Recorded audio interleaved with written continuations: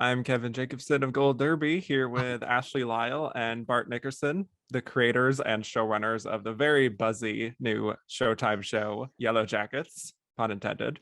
And well, this is a show that is combining a lot of different genres. First of all, I mean, you're going back and forth between the past and the present. You're, commenting on relationships between women and girls and trauma and just all these different things. So I'm curious just how you were able to pitch the show in the beginning in a somewhat concise manner and just what that initial pitch was. We could go to Ashley. Sure. I remember it's funny, we were talking the other day because Bart and I memorize our pitches. We don't know another way to do it. And we pitched this before the era of Zoom pitches. So I think writers have an easier time now because you can pretend like you're not reading it off the page and just read it off the page. But so we were debating the other day or sort of wondering if we remembered our pitch and remember parts of it. So I think I can do this verbatim, but I might mess it up. I think Okay. the way that we pitched it was a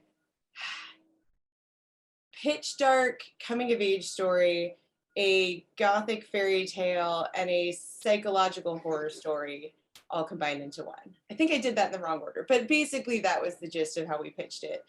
And to their credit, Showtime took that sort of mashup of concepts at face value and just said, okay, great. And hopefully we're accomplishing what we set out to do. But yeah, it was always important to us that, the show is a character drama about female relationships and about trauma and all the things you said, but we also wanted it to be a little bit of a genre piece and a little bit of a comedy and a dark comedy. And it felt like, I don't know, I think this one we were just writing for ourselves, and those were the things we wanted to see in a show. And I mean, creating this pilot, bringing Karin Kusama on board, this great auteur director. What was the collaborative process with her in terms of just establishing a tone and sort of a style with what the show is actually going to look like moving forward? Yeah, I Bart, mean, you wanna take that?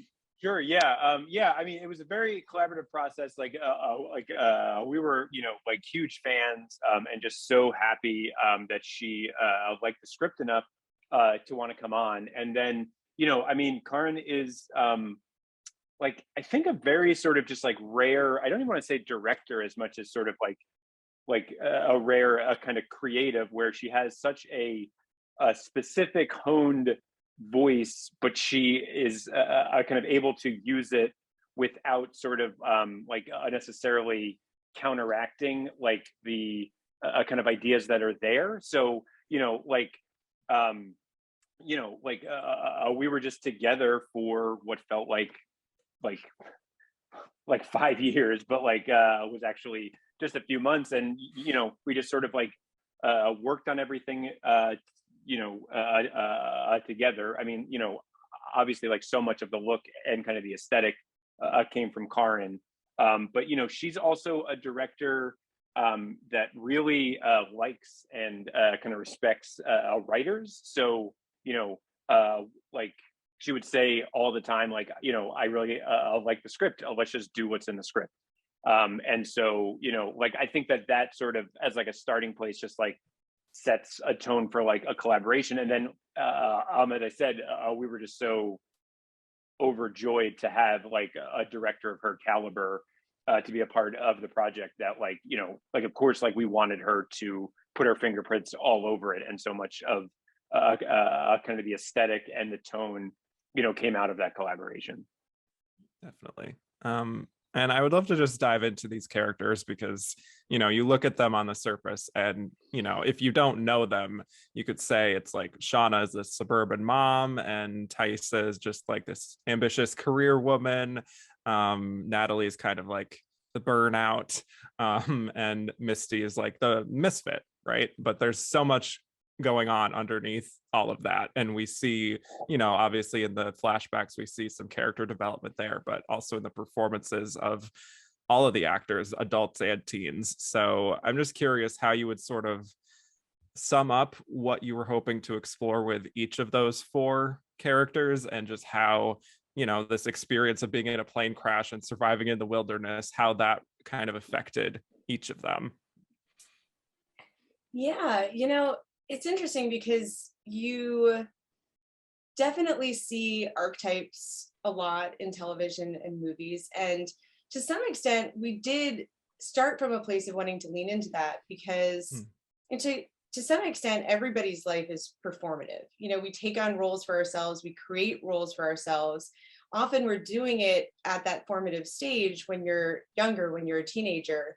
And so we wanted to explore those performative roles that people take on, and particularly women take on, and then find ways to dig underneath. And not necessarily, it feels a little cliche to say, to subvert the stereotypes, but it wasn't so much subverting those expectations, but digging into what goes into what ultimately inspired somebody to create that role for themselves, and how that role can both be a comfort and a prison.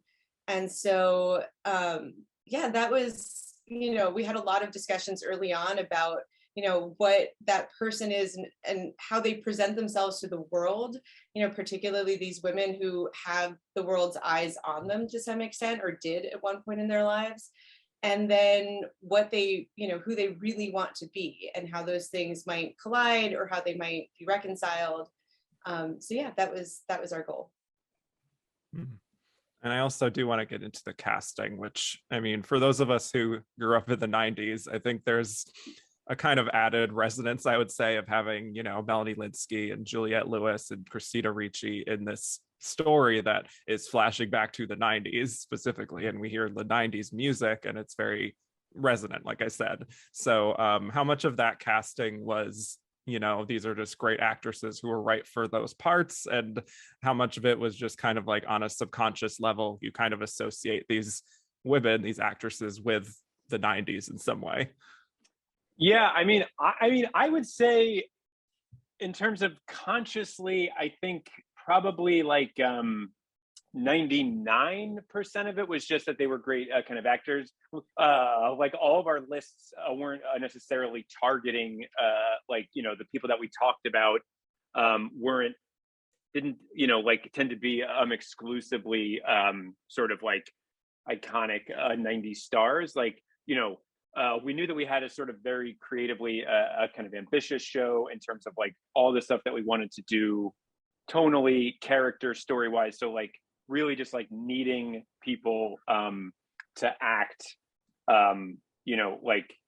was a number one. In terms of the subconscious, I certainly think it had to be a factor, because just like the first time that it was like, oh, how about Melanie Lynskey? Like you're just like, oh my god, yeah, because like like she just and like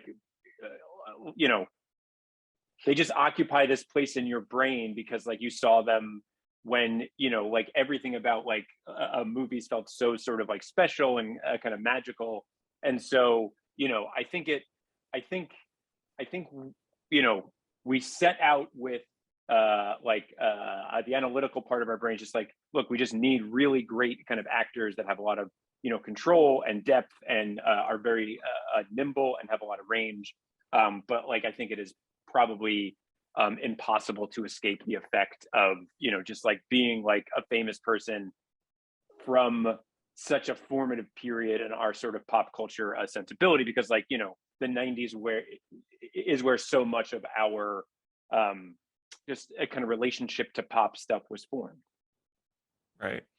I also think just the teenage actors really do such a great job of just matching like the mannerisms and even the vocal patterns of the adult actors. Like, I mean, like what Sophie Thatcher is doing with Juliette Lewis, and her voice it's uncanny almost. And obviously, the teens and the adults aren't spending screen time together, but were they able to sort of meet and kind of talk about their characters, and like have the teens really exploring, like studying the adults? There was an element of that. We made sure to try to facilitate some meetings early on, and production in the middle of COVID was really surreal and not ideal in most ways. But one of the ways that might have been sort of a silver lining for us was that everybody was trapped together in Vancouver. And, once you quarantined, it was really difficult to be able to go home and come back. And so I think that created a real camaraderie amongst our cast, particularly the younger cast, but it also allowed for our younger and older characters and actresses to really talk to each other and make some decisions about how they wanted to, manifest these characters. And yeah, it was interesting because some of it was the hard work, they really put in the work. And then some of it was just synchronicity. I mean, Sophie Thatcher is definitely pitching her voice down a little bit to match with Juliet, but her essence, for lack of a better word, is so Juliet-esque that it didn't take a lot of doing in a lot of different fronts. And there were certain things, I know that Samantha and Christina, who play Misty, they both just naturally did the glasses thing. And that wasn't really coming out of a discussion. It was just sort of, I guess, so intrinsic to Misty's character that they both arrived at the same conclusion. So, what was interesting is that they had a chance to talk, but what they didn't ever have the chance to do was see each other on screen because they were never acting in the same scenes. So, some of it is just, I think that they were both embodying the character so fully that it came together. And then in other cases, I know Jasmine in particular would sometimes, would be in the middle of shooting a scene and say, I need to call Tawny. I need to know if she, starts walking with her left foot or her right foot. She was very detail oriented. So, there was a lot of conversation and then some just happy accidents. It's really eerie in certain points, let me tell you. So well done on that. But just going back to the complexity of the story, I mean, you have a lot of plates spinning in each episode where, you're juggling a huge amount of characters, even looking outside of the four main characters, all the teenagers in the past, all of the adults have their own storyline, like obviously the blending of genres, the sci-fi, fantasy, mystery, teen angst, the more traditional drama, there's comedy. I mean, it's so much kind of in a melting pot. So just what is the process in the writer's room of knowing how to integrate all those different elements and sort of introducing new story threads in a way it still makes it all feel like it's the same show in a way?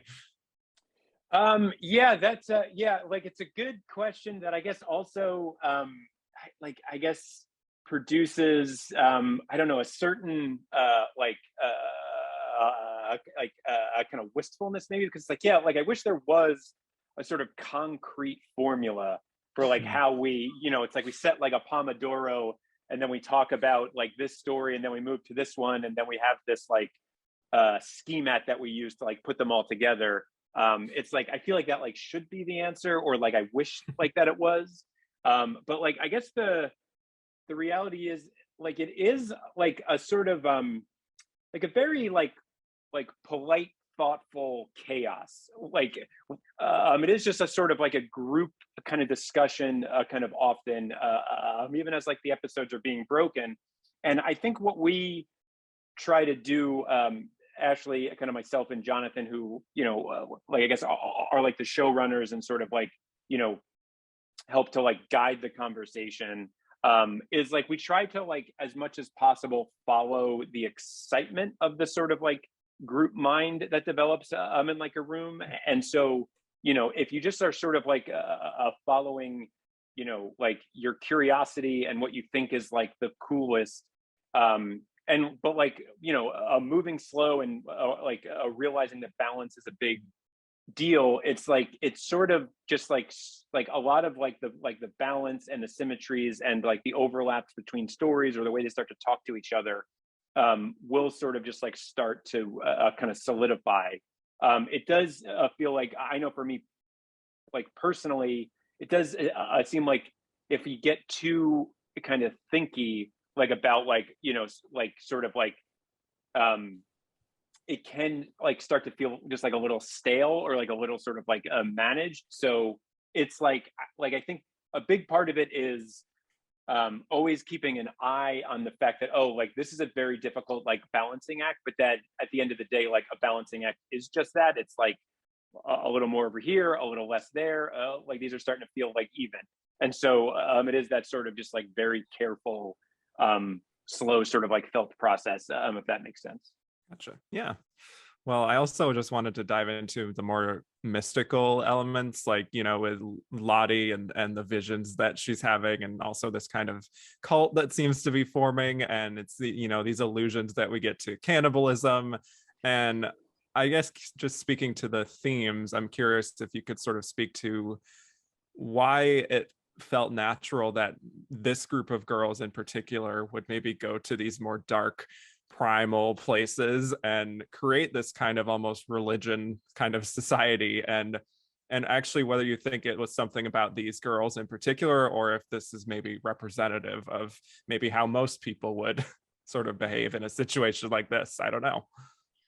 That is also a great question. I mean, we definitely came at it using our characters as sort of an experiment for and a stand-in for society at large. And so, you know, to some extent, this show came from a place of wanting to explore, I think the phrase we always used was the best and the worst that people are capable of. But we also knew from the beginning that we didn't want it to exclusively be a survival story.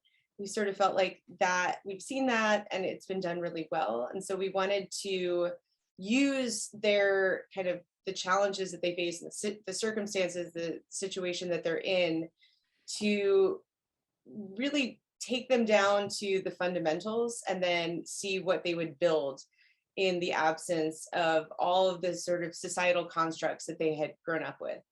And, you know, there's a real historical precedent that, you know, one of the first things that people do, you know, it almost predates language, is come up with a belief system and try to make sense of the world around them.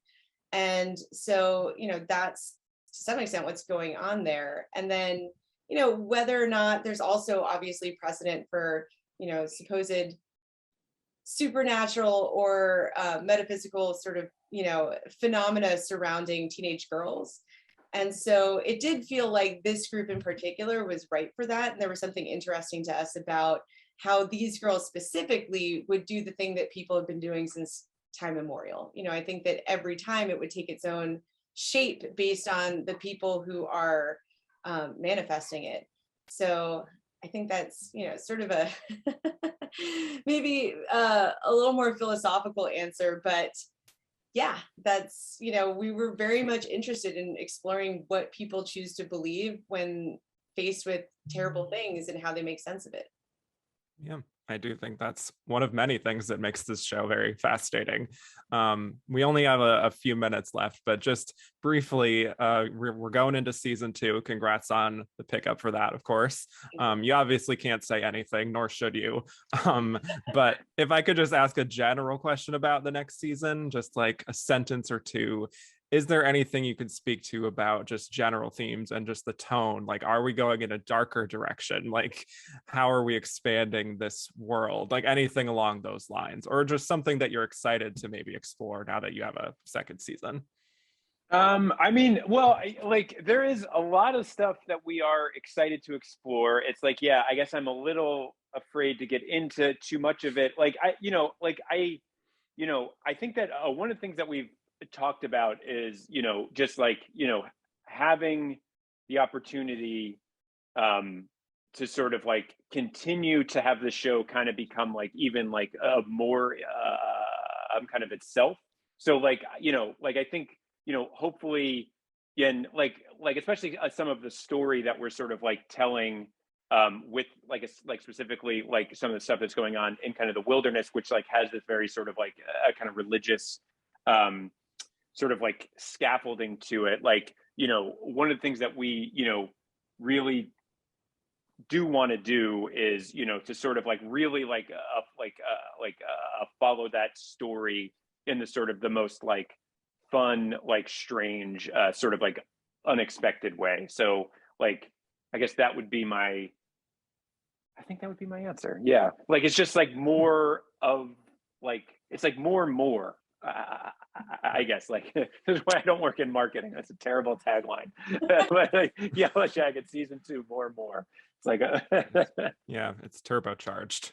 right. Yeah, turbo. Yeah. That's so much better. Yeah. Well, I'll take it. For those of you watching, subscribe for more interviews and go to goldderby.com to make your Emmy predictions. Thank you both for chatting with me. I appreciate it. Thanks for having us. Yeah, thanks so much.